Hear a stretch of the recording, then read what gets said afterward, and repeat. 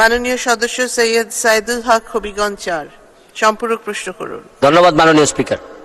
মাননীয় স্পিকার, আমার মাননীয় মন্ত্রী মহোদয়ের কাছে আমার জিজ্ঞাসা, ঢাকা শহরে মানুষ আছে 2.25 কোটি, কতগুলা থানা, কতগুলা জেলা, ইউনিয়ন, অথচ আমাদের আইনে সাকসেশন সার্টিফিকেটের জন্য সাকসেশন কোর্ট আছে মাত্র একটা, এবং এইটা আমাদের জন্য জানেন নামজারি, শেয়ার ট্রান্সফার, উত্তরাধিকার সবকিছুতেই আমাদের সাকসেশন সার্টিফিকেট লাগে।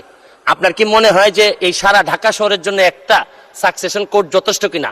আরেকটি হচ্ছে 138 এর একটাই প্রশ্ন। ধন্যবাদ। একই সাথে রিলিভেন্ট স্পিকার, মাননীয় স্পিকার, আপনি আইনের মানুষ, ওই 138 এর চেকের মামলায় একটা ডেট পরে 1 বছর পর পর ঢাকা শহরে চেকের মামলা এখন আর কেউ করতে চায় না, শুধুমাত্র ডেট পড়ার কারণে। এই ব্যাপারে আপনি কিছু সিদ্ধান্ত নেবেন কিনা? ধন্যবাদ মাননীয় স্পিকার।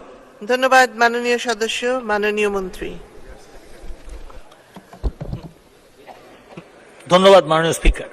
মাননীয় স্পিকার, মাননীয় সংসদ সদস্য যেরকম মানুষের উপকার করার জন্য সংসদ সদস্য হয়েছেন, আওয়ামী লীগ সরকার কিন্তু জনগণের উপকার করেছে এবং করে বলেই এই 10 বছর 11 বছর 3 বার, আপনার 4 বার এই নির্বাচনে জয়ী হয়েছে। তো সেই প্রেক্ষিতে আমি বলবো যে যদি এই একটা সাকসেশন কোর্টের যদি না হয় তাহলে অবশ্যই এই সরকার সিদ্ধান্ত নিবে যে এটা আরো বাড়ানো, এবং সেইখানে একটা যেই আইনি একটু জটিলতা আছে সেটা রিমুভ করার চেষ্টাও আমরা করব, যাতে মানুষ, মাননীয় প্রধানমন্ত্রী বলেছেন ওয়ান স্টপ সার্ভিস, সেই ওয়ান স্টপ সার্ভিস যেন মানুষ পায় সেটার চেষ্টা করা হচ্ছে।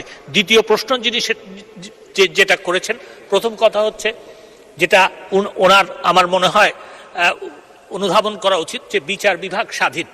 তো সেই প্রেক্ষিতে আমি বলতে চাই যে section 138 of the negotiable instruments অ্যাক্টের যে মামলাগুলি, সেখানে জটিলতা হচ্ছে। আমরা চিন্তা ভাবনা করছি যে এই আইনটার এবং বিশেষ করে এই ধারাটার আপনার সংশোধন করার জন্য, এবং তড়িৎ যাতে মামলা শেষ হয় সেটার ব্যবস্থাও আমরা নিচ্ছি।